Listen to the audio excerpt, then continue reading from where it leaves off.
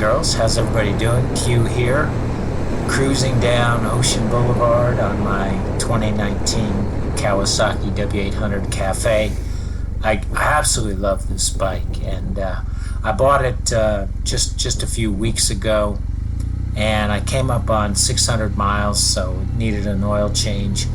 It's a very simple bike. It's an air-cooled twin, no riding modes. It has ABS because everything has to have ABS these days, but no traction control, no riding modes, no Bluetooth.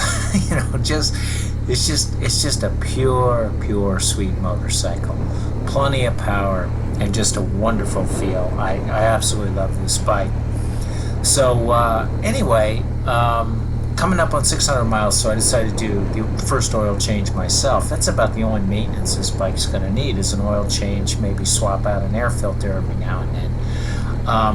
So I get the Kawasaki oil, and I get a filter, and I get an oil drain pan and all this stuff.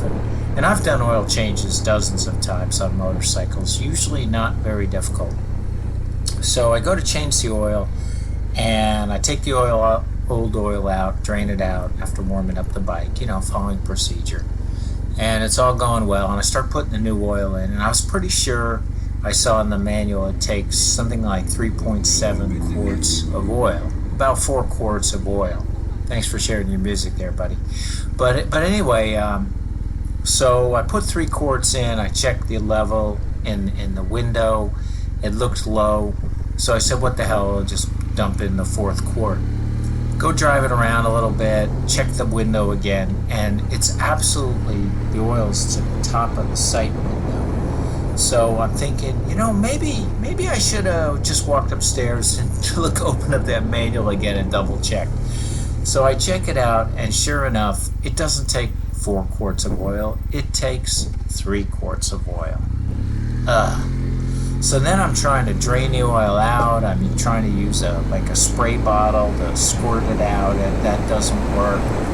Next thing, I'm pulling out the drain plug, gloves on, the oil's pouring all over my hands. I'm trying to measure out a quart of oil.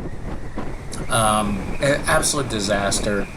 I think I get about a quart out, jamming the drain plug back in with oil pouring over my hand. Put it all back together. I think the oil level's about right. And now, of course, the bike is dripping oil. It's leaking oil.